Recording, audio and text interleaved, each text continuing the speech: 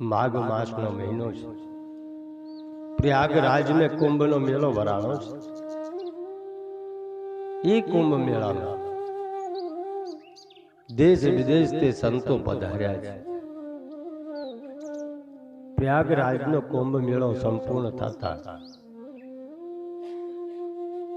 बधा संतो भरद्वाज जी ने पासे विदाई लेवा जाए छे। एक पछे एक बधा विदाई लेवा मंड्या। त्या याज्ञवल्लभ मुनि याज्ञवल्लभ जी गया छे भरद्वाज जी ने पासे विदाई लेवा, पण त्या भरद्वाज जी याज्ञवल्लभ जी ने विदाई नहीं आपी। याज्ञवल्क्य मुनि परम विवेकी भरद्वाज राखे पद टेकी।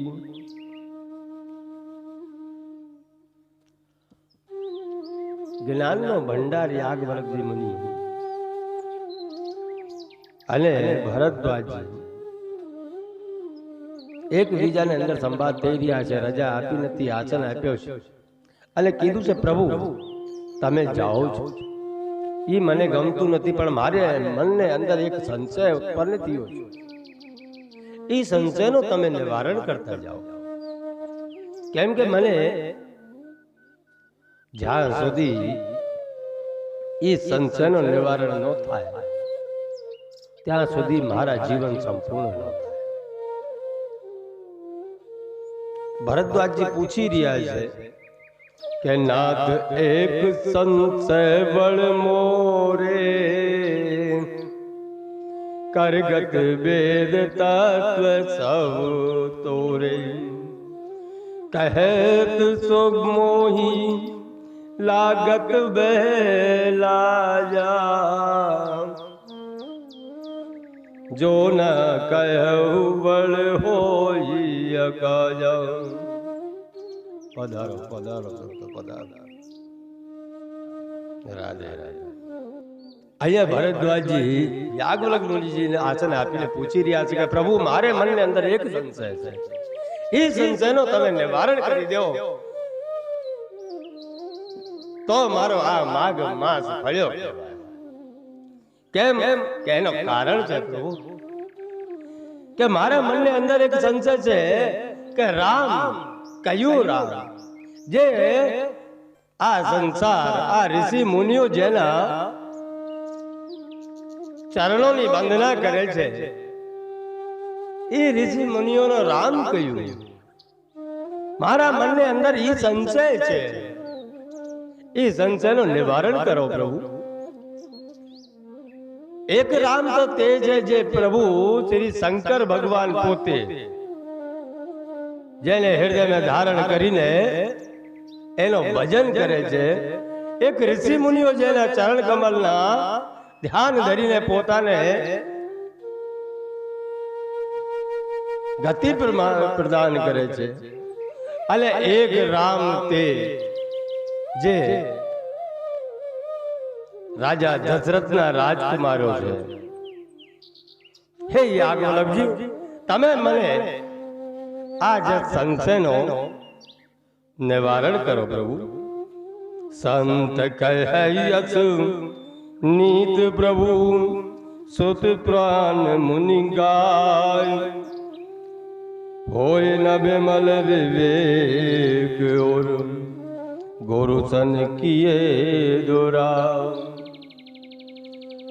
हे याज्ञवल्क्य जी जे संतो जे राम ने भजे छे ई रामनी कथा मने कहो। अहिया मारा भरद्वाज जी महाराज अने याज्ञवल्क्य जी महाराज बेय परम ज्ञानी छे, पण आ संसार ने एक तत्व ज्ञान ब्रह्म ने बारे में बतावा माटे प्रश्न कर्या छे। भरद्वाज जी कहे छे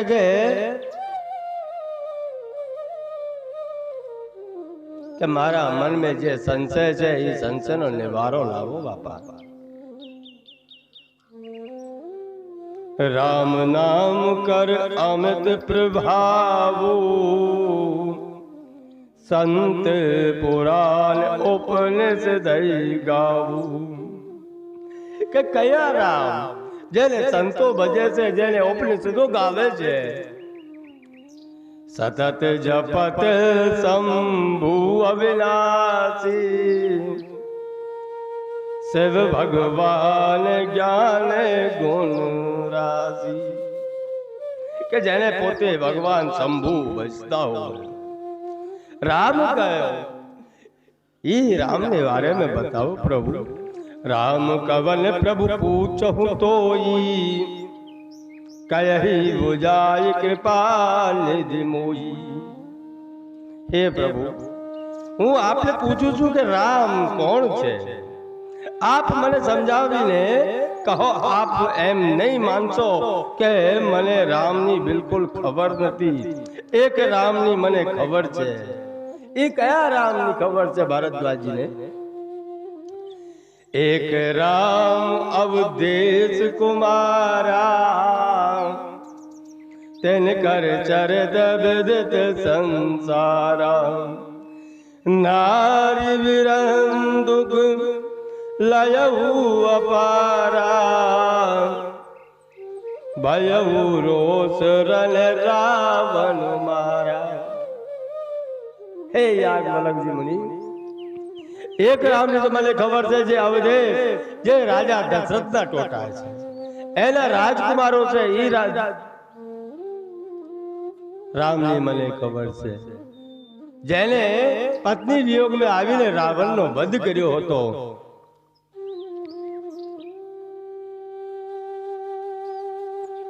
અને બીજો રામ જે સંતો ભજે છે ઈ। તમે પ્રભુ મને ई राम ने विषय में समझाओ प्रभु। હવે એક વાત ઊભી એમ થાય કે એવું નથી કે ભારદ્વાજીને ખબર નહોતી રામ કયું, પણ શાસ્ત્રો કહે છે એક નિર્ગુણ ને માને, એક સગુણ ને माने, और બે जब माने तो ई બે ने अंदर मन ने अंदर थोड़ी ग्लानि उत्पन्न થાય। सगुण वाला निर्गुण ની નિંદા કરે और निर्गुण वाला सगुण वाला ની નિંદા કરે। એ એક થાતા નથી। આવી રીતે એક ગામને સીમાડે એક મહાત્મા આવ્યા। बहुत સંસ્કારી ગામડું હતું। આખું ગામ बहुत સંસ્કાર में હતું। અલે આખા ગામને એમ થયું કે આજે અમારે અહીંયા મહાત્મા આવ્યા છે, એના આદર સત્કાર માટે આખા ગામ પહોંચ્યું। ગામના જે આગેવાનો હતા એને એક મહાત્માને આગળ રજૂઆત કરી કે પ્રભુ તમે અમારા ગામમાં પધાર્યા છો તો બ્રહ્મ વિશે કાંઈક પ્રવચન આપો हमारे गांव में। મહાત્માએ કીધું બસ જરૂર આપીશ, પણ મારો એક પ્રશ્ન છે। એ પ્રશ્ન નો ઉત્તર તમારો ગામ આપે તો હું પ્રવચન કરીશ। હવે ગામના આગેવાનોએ કીધું કે પ્રભુ હે બાપજી, તમે તો પરમ જ્ઞાની છો, તમે તો સંત છો, તમારી જ્ઞાનને આગળ ગામની જ્ઞાનને કાંઈ વધારો નથી પ્રભુ। ગામ તમારે સવાલોનો જવાબ નથી આપી શકતા। અમે તો બહુ નાના પડીએ બાપજી। ત્યાં સંતે કીધું કે એવું નથી ભાઈ, મારો પ્રશ્ન એવો છે એમ ખાલી તમારે હા કે ના બસ એટલું જ ઉત્તર દેવાના છે, એના તો વધારે નહીં। ગામ વાળાએ કીધું કે બાંધો નહીં બાપજી, કાલે તમે આવો, અગર હમને ખબર હશે તો હા પાડશું, અગર ખબર નહીં હો તો ના પાડશું પ્રભુ। ગામ વાળાઓ ગામ में ગયા, ગામ में मीटिंग થઈ। मीटिंग में કીધું કે કાલે બાપજી આવવાના છે, પ્રવચન રાખ્યા છે, ગાદી સજાવવામાં તૈયાર આવી છે। સવાર પડી આખો ગામ ભેગો થયો। આખા ગામ ભેગો થયો ત્યાં બાપજી આવ્યા, વ્યાસ ગાદીએ બેઠા, અને બાપજીએ ખાલી પ્રશ્ન પૂછ્યો કે કે ઈશ્વર છે, તો આખા ગામે હાથ ઊંચા કરી દીધું અને વિચાર કર્યો કે ના પાડતું તો બાપજી નારાજ થશે, એટલે આપણે હા પાડી દઈએ. તો બાપજી ને આગળ હા પાડી. બાપજીએ બસ એટલો પૂછ્યો, સવાલનો જવાબ મળ્યો. બાપજી વ્યાસગાદી થી ઊભા થઈને જાતા રહ્યા. જે ગામના આગેવાનો હતા એ પછે બાપજીને પાસે પહોંચ્યા. બાપજી કઈ પ્રવચન કર્યા ને, કેમ તમે રિયાઈને આવી ગયા? ત્યાં સંતે કીધું કે ભાઈ, જબ આખા ગામને ખબર છે કે ઈશ્વર છે, તો ખાલી પીલી ઈશ્વર પાછળ આપણે સમય બરબાદ શું કરવું? હું એટલે આવતો રહ્યો. બધાને ખબર છે એને ઉપર કઈ વાત પ્રવચન થાય ને, ખોટું ખોટું જે 2-4 કલાક બગાડીએ તો મારી તો સમય બરબાદ કર્યો કે ભાઈ. આગેવાનો વિલંબતાથી બાપજીને પછી કીધું છે. બાપજી માની ગયા કે મારો પ્રશ્ન ઈનો ઈ છે, કાલે આવીશ, હું પ્રશ્ન પૂછીશ, જો મને જવાબ સંતોષજનક મળશે તો હું પ્રવચન કરીશ, નહીં તો હું પ્રવચન નહીં કરું. આખો ગામ ભેગા થયા. પહેલે નક્કી થઈ ગયો કે અડધા ગામે જ્યારે બાપજી પ્રશ્ન પૂછે ત્યારે હા પાડવાનું અને અડધા ગામે ના પાડવાનું. બાપજી સવાર ભરાણી છે, સભા ભરાઈ ગઈ છે, ગાદી લાગી ગઈ છે. બાપજી ગાદી ઉપર આવીને બેસી ગયા છે અને બાપજી જ્યારે ગાદી પર બેસી ગયા હતા બે બાપજીએ પ્રશ્ન ઈનો ઈ મૂક્યો, ઈશ્વર છે? અડધા ગામે હા પાડી, અડધા ગામે ના પાડી. અને બાપજીએ કીધું કે ભાઈ કાલે તમે બધે હા પાડતા હતા, આજે કેમ ના પાડો છો? કોઈનો પ્રેશર ખરું? કોઈનો પ્રેશર નથી ને? ગામ બારાએ બોલ્યો કે નહીં બાપજી, આજે આખો ગામ ના પાડી રહ્યા છે કે ગામને ઉપર કોઈ પ્રેશર નથી, એટલે અડધો ગામ હા પાડી રહ્યા છે, અડધો ગામ ના પાડી રહ્યા છે. બાપજી પછી ઉભા થઈને જાતા રહ્યા. પણ જાતા જાતા ગામને એટલે કહી ગયા, ભાઈ જેને ખબર નથી એ ભગવાન વિશે સમજાવી દે છે. જેને ખબર નથી और જેને ખબર છે એ નથી એને સમજાવી દઈએ કે ઈશ્વર છે. એટલે તમે વ્યર્થમાં જાવું ન જોઈએ. હું તો એ જ કહું છું ભાઈ કે અગર તમારે એક નિશ્ચય થઈ ગયો તો એ નિશ્ચય બદલવું ન જોઈએ. કેમ કે અગર તમે વારાફરી બદલતા રહો, આજ આ ભગવાન સારું છે, કાલ ઓલા ભગવાન સારું છે, તો એમે કઈ ફલ પ્રાપ્ત નહીં થાય મારા બાપ. કેમ કે ફલ પ્રાપ્ત કરવા માટે સ્થિરતા જરૂરી છે, વિશ્વાસ જરૂરી છે. એક ભગવાન ઉપર વિશ્વાસ રાખો તો એ તમને ફલ આપશે. ઘડીએ ઘડીએ તમે દેવ બદલ્યા કરો બીજાના જોઈને, તો દેવ પણ એમે કન્ફ્યુઝ થઈ જાય છે કે એની પૂરી કરું કે રહેવા. ભાગવત ની અંદર એવી રીતે ગજરાજ ની કથાઓ આવે છે. ગજરાજે બધે ભગવાનોને સ્મરણ કરી લીધા પર એક ભગવાન હાજર થયો નહીં. કારણ એટલે કે ઘડીક ભગવાનને યાદ કરે ત્યાં ભગવાન બદલી નાખે છે. એક ભગવાનને મૂકીને બીજા ભગવાનને પકડે, બીજા ભગવાનને પકડે ત્યાં ત્રીજાને પકડી લે. એટલે ભગવાન વિચાર કરે છે આ પોતે નક્કી નથી કરી શકતા કે કોને ભજવું છે કોને નથી ભજવું.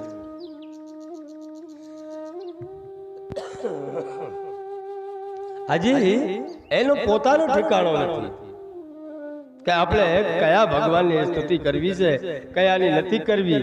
એવી રીતે ગામવાળાઓ નક્કી નથી કરી શક્યા કે ભગવાન છે કે નહીં. તો મહાત્માએ કઈ ઉપદેશ આપ્યા નહીં.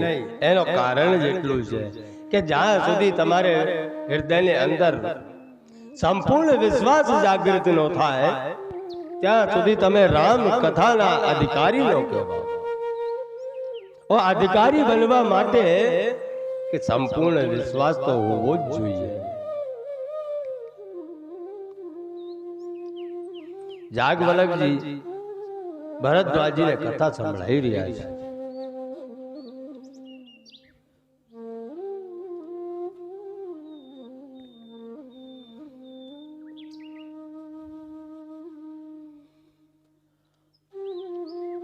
હવે કર્મ ગંગાને પાસે કથા ચાલી રહી છે ત્યાં તે ઉઠીને કૈલાસ પર્વતે આવી છે કે એક બાર ત્રેતા યુગમાહી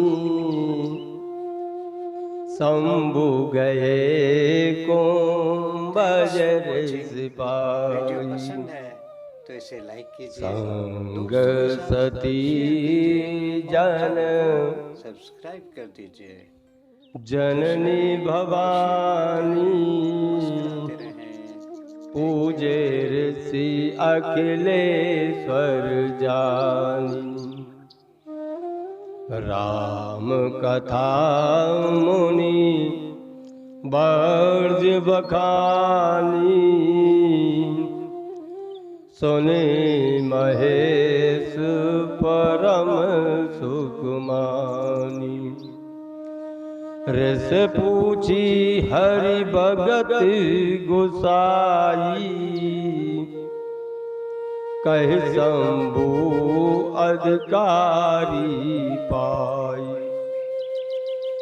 मां सती અને મહાદેવ બે કુંભજ ઋષિને પાસે આવ્યા છે। કુંભજ ઋષિને પાસે આવીને રામ કથા સાંભળવાનો બેને બતાવ્યો છે, પણ કુંભજ ઋષિએ મહાદેવને પ્રણામ કર્યા છે, મહાદેવની પૂજન કરી છે। હવે અહીંયા એક વિચિત્ર સંશય ઉત્પન્ન ઉભો થયો છે। જ્યારે કુંભજ ઋષિએ મહાદેવ और मां ભવાની બેની પૂજા કરી ત્યારે મહાદેવે વિચાર કર્યો કે આ ભારત વર્ષનો સંત કેટલો નિર્મલ છે કે જે શ્રોતાની પૂજા કરી રહ્યા છે। નહીં તો નિયમ એવો છે કે શ્રોતા વક્તાની પૂજા કરે છે। આજે કુંભજ ઋષિએ મહાદેવ અને ભવાનીની પૂજા કરી છે। મહાદેવને વિચાર કર્યો કે આ ભારત વર્ષનો સંત છે, મારા બાપ કેટલો નિર્મલ છે। અને બીજો માતા સતીને મનમાં વિચાર આવ્યો છે, એક સંશય ઉભો થયો છે કે આ ઋષિ આ ભારત વર્ષનો ભગવાન જેને કહેવાય મહામુનિ એ અમને શું કથા સંભળાવશે? જે પોતે વક્તાની પૂજા કરી રહ્યા છે એ આપણને શું કથા સમજાવશે? એને પાસે કથા કઈ હશે ને, એટલે એમનો એક સંશય ઉભો થયો। और ई संशय उभो थियो એટલે ई जगह पे कथा संपूर्ण थई, पण माता सतीए ये कथा सांभળી नहीं, केम के मानो मन ज ત્યાં નહોતો એટલે કથા એને ઉપર થઈને નીકળી ગઈ। મહાદેવજીએ કથા સાંભળી છે અને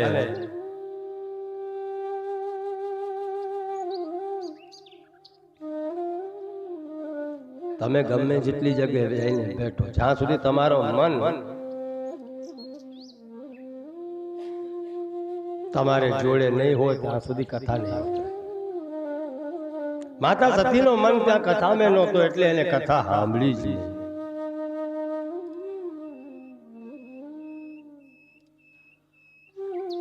કેમ કે જા પર कृपा राम की हुई ता पर कृपा करे सब कोई। કે કુંભજ ઋષિજીએ કથા કરી દીધી, સંપૂર્ણ કથા થઈ।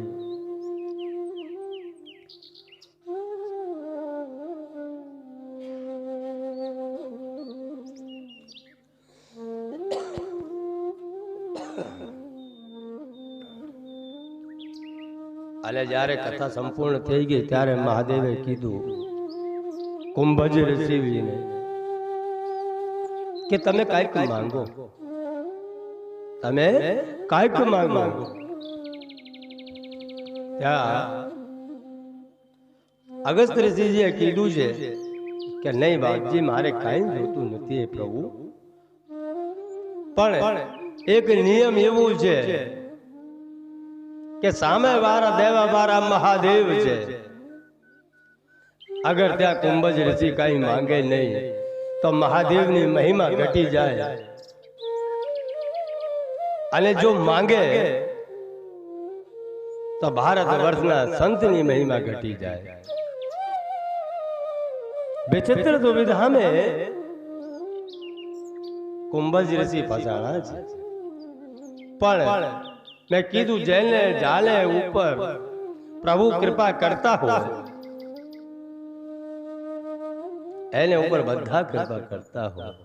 ત્યાં કુંભજ ઋષિએ વિચાર કર્યો કે મારે માંગવું તો નથી પ્રભુ, પણ મારે એક પૂછવું છે. તમને એક પૂછવું છે.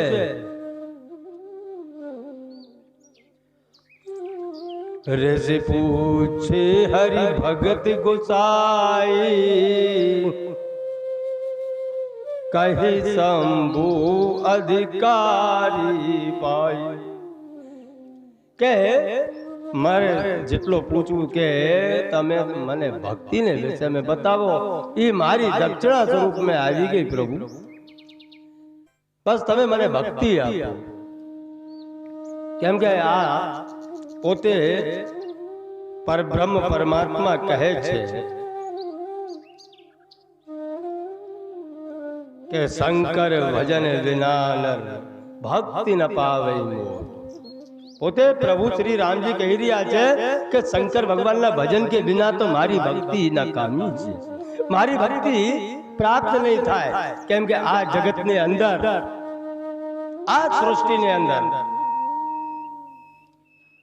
ભક્તિ ખાલી બે જણા જ આપી શકે છે. એક તો મારો મહાદેવ ભક્તિ આપી શકે, અને બીજું કોઈ ભારત વર્ષનો સંત એ તમને ભક્તિ આપી શકે. તુલસીદાસજી મહારાજ કહે છે કે ભક્ત तात अनुपम सुख मूला, मिलहि जो संत होय अनुकूला. કે તમારે કોઈ પરમ સંત પ્રાપ્ત થઈ જાય, કોઈ સદગુરુની છાયા પ્રાપ્ત થઈ જાય, और એ તમને ભક્તિ પ્રાપ્ત કરાવી શકે છે. એના કીધે પ્રમાણમાં તમે ચાલો એટલે તમને ભક્તિ પ્રાપ્ત થઈ જાય. અથવા તો આ બીજો કોઈ દેવ તમને ભક્તિ આપી શકે નહીં. ભક્તિ બે જ જણા આપી શકે, યા તો કોઈ સંત હોય એ તમને ભક્તિ આપી શકે છે, અથવા તો મહાદેવ. જો તમારે સાક્ષાત તમે મહાદેવના ભજન કરતા હો તો તમને ભક્તિ પ્રાપ્ત થઈ જાય. અહીંયા કથા સંપૂર્ણ થઈ છે, અને કુંભજ ઋષિને અધિકારી જાણીને મહાદેવે ભક્તિ આપી દીધી છે, અને મહાદેવ और मां शक्ति બે જઈ રહ્યા છે.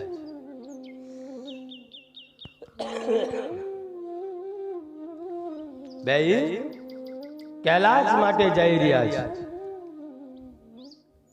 अब कैलाश जाता जाता रस्ता में दंडकारण्य वन મળ્યો છે. એ દંડकारण्य वन ભગવાન શ્રી રામ ને લક્ષ્મણ બે सीताजी ने खोज में निकळ्या છે. કેમ કે ત્રેતા યુગનો સમય છે, અને જ્યારે જ્યારે ત્રેતા યુગ લાગ્યો ત્યારે ત્યારે ભગવાન શ્રી રામે અવતાર લીધો, અને પિતાની આજ્ઞાનું પાલન કરવા માટે વન में નીકળી ગયા છે. મહાદેવ ને ખબર પડી કે મારા પ્રભુ અવતાર લઈને આ દંડकारण्य વન में વિચરી રહ્યા છે, લીલા કરી રહ્યા છે, પણ મારે આના દર્શન કરવું છે તો કેવી રીતે કરું? કેમ કે જો મેં એમને એમ જઈને મારું દર્શન કરું તો જગતને ખબર પડી જાય મારા પ્રભુની મહિમા ઘટી જાય. और મહિમા જો ભગવાનની ખબર પડી ગઈ કે પરબ્રહ્મ પરમાત્મા અવતાર લઈને આવી ગયા છે, તો ભગવાનને લીલા કરવામાં થોડો વાંધો ઊભો થાય. એટલે મહાદેવજીએ દૂરથી જ ભગવાનને જોઈને પ્રણામ કર્યા છે, આનંદ में નાચવા મળ્યા છે. જય સચ્ચિદાનંદ જગ પાવન બસ કહી ચલઉ મનોજ નાવન. કે મહાદેવજીએ જય સચ્ચિદાનંદ નો નાદ લગાવ્યો છે અને આનંદ में ઝૂમી ઉઠ્યા છે, નાચી રહ્યા છે. મહાદેવ એ માતા સતી જોઈ ગઈ કે પ્રભુ આ સ્ત્રી વિયોગ में જે રડી રહ્યા છે એને સચ્ચિદાનંદ કરીને પ્રણામ કરી રહ્યા છે. અમે એની કથા સાંભળીને આવ્યા હતા.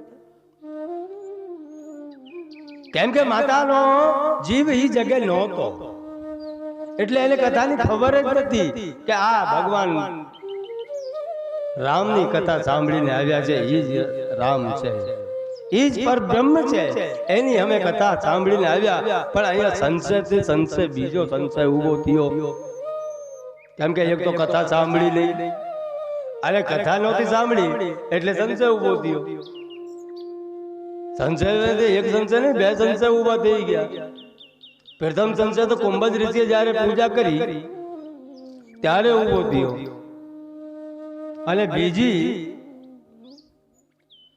બીજો જે સંશય ઉભો થયો એ ભગવાન શ્રી રામને જોઈને ઉભો થયો. કેમ કે કથા તો સાંભળી નહોતી. જો એને ખબર ને કે આવી રીતે પરબ્રહ્મ પરમાત્મા લીલા કરવાના છે, તો નારીનો સ્વભાવ છે, એકવાર સંશય ઉભો થઈ જાય એટલે પૂરો થઈ જાય. બાર મહાદેવને પૂછે છે, શંકર ભગવાનને માતા સતી પૂછી રહી છે કે આ જ બ્રહ્મ છે, તમે જેની પૂજા કરો છો એ જ છે? હોય સો નહીં સતી તબ નાર સ્વભાવ સંશય અસના ધાર ઉરકાઉ. સોઈ મમે ઈષ્ટ દેવ રઘુબીરા નિજ તંત્ર નિત રઘુકુલ મન.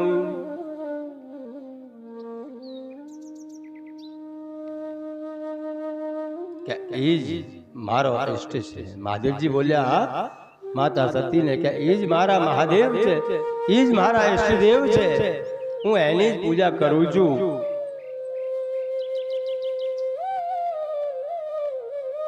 જે રાતો દિવસ સાધુ સંતો ઋષિ મુનિઓ જેની ભજી રહ્યા છે, જેનો ધ્યાન ધરે છે, એ જ મારો રઘુવીર છે, એ જ મારો ઈષ્ટ છે. દેવી તમે એમાં કઈ સંશય નહીં કરતા.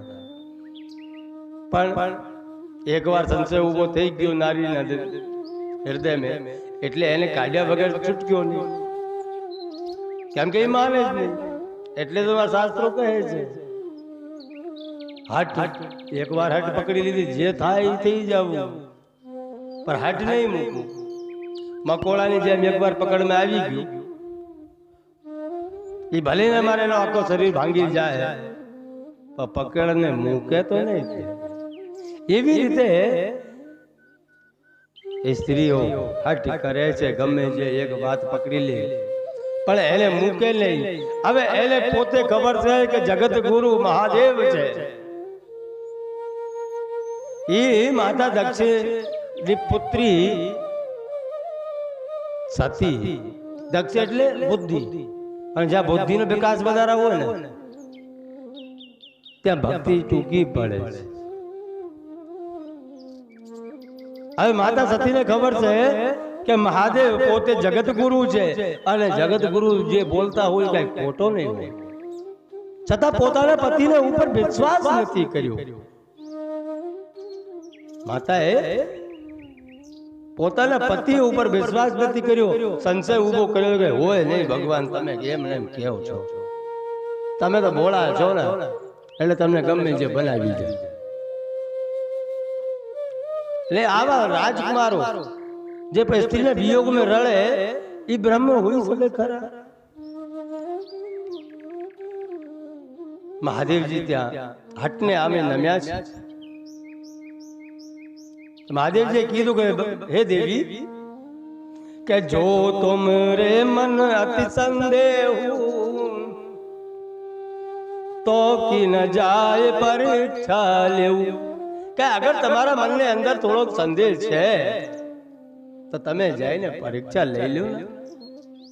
તબ લગી બેઠ અયંવટ છાઈ જબ લગી તુમ મોહી પાઈ, કે તમે જાઓ અને પ્રભુ શ્રી રામની પરીક્ષા લઈ લો. જ્યાં સુધી તમે પરીક્ષા લઈને પાછા નહીં વળો ત્યાં સુધી હું અહીંયા ભટ્ટની છાયામાં બેઠો છું, તમારી રાહ છું. જાઓ તમે પરીક્ષા લઈને જોજો. ભગવાને તોય ત્યાં કીધું છે કે દેવી તમે પરીક્ષા લેવા જાઓ છો તો ખરા, પણ વિચાર કરજો મારા ઈષ્ટદેવ છે. આ મારા ઈષ્ટદેવ છે એટલે તમે પરીક્ષા લેવો તો વિચાર કરીને લેજો. માતા સતી ચલી છે રસ્તા में માતા સતીએ ભેષ ધારણ કરી લીધું માતા સીતાનું. અને તુલસીદાસજી મહારાજ કહે છે કે સીતાજી સ્વયં ભક્તિનો સ્વરૂપ છે. वीडियो पसंद है तो इसे लाइक कीजिए, જે રૂપ છે એ ભક્તિનો રૂપ છે. માં સીતા चैनल को ભક્તિ છે અને માં સીતાનો રૂપ માં સતીએ ધારણ કર્યું. बांटते रहें, मुस्कुराते रहें. એ રૂપ ધારણ કરીને ભગવાન તે આગળ આગળ ચાલવા મળ્યું. તમે વિચાર કરજો, ઘણી વસ્તુ શીખવા માટે મળે છે. અગર ખોટી ભક્તિ હોય ને એ ભગવાન તે આગળ જ ચાલે. અને માં સીતાનું કામ હતું આગળ આગળ રઘુવીર બીચ में માતાજી ને પાછળ લક્ષ્મણજી. એટલે પરબ્રહ્મ પરમાત્માને પાછળ ભક્તિ હતી. પણ આજે માતા સતીએ જ્યારે માં સીતાનો રૂપ ધારણ કર્યો છે ત્યારે ભગવાન તે આગળ આગળ ચાલવા મળી છે.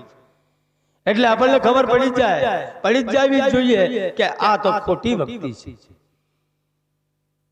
એટલે કે હું છું ભક્તિ મનતે થાય છે, દેખાવાથી નથી થતી.